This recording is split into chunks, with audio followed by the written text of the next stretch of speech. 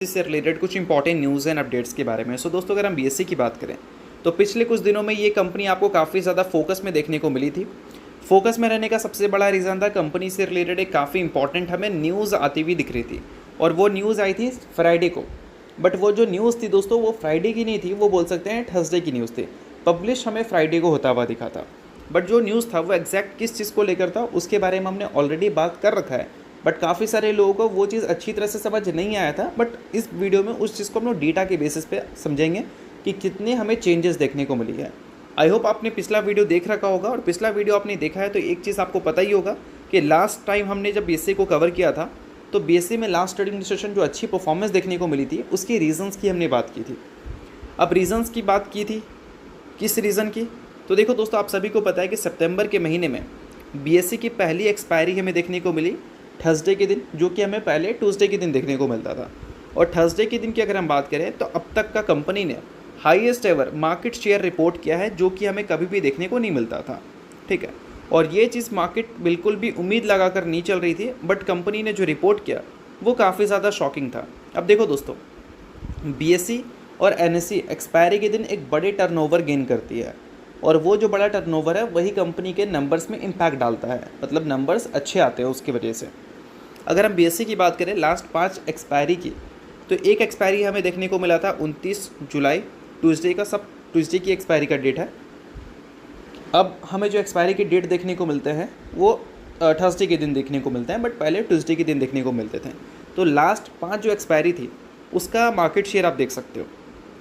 29 जुलाई को जो market share था वो 49% था, उसके बाद 52% था, उसके बाद 54% था, फिर 55% हुआ था अगस्त के महीने में। और लास्ट टाइम अगर देखें 26 अगस्त, तो वहाँ पर जो मार्केट शेयर था वो हमें 49% तक आता हुआ दिखा था, यानी कि मार्केट शेयर में ड्रॉप हमें देखने को मिली थी।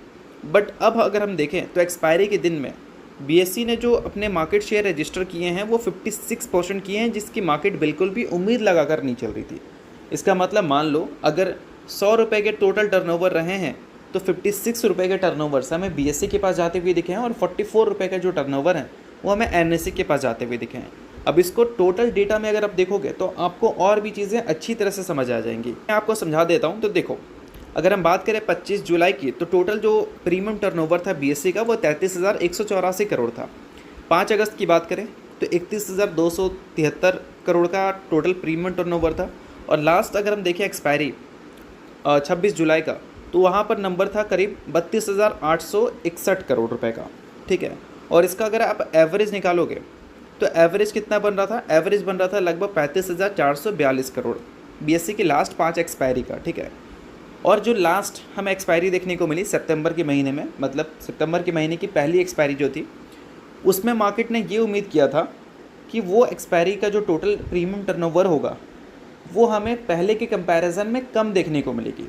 बट हुआ क्या?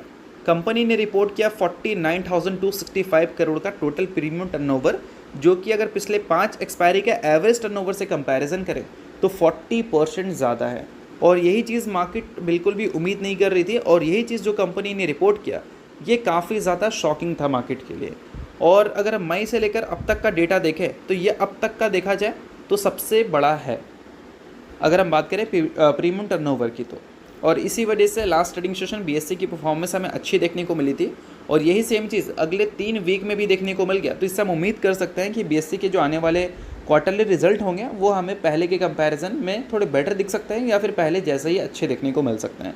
तो इन सारी चीज़ों को आप अच्छी तरह से आई होप समझ गए होंगे। अगर किसी भी तरह का क्वेरीज़ है तो आप टेलीग्राम पर आकर क्वेरीज़ को क्लियर कर सकते हैं।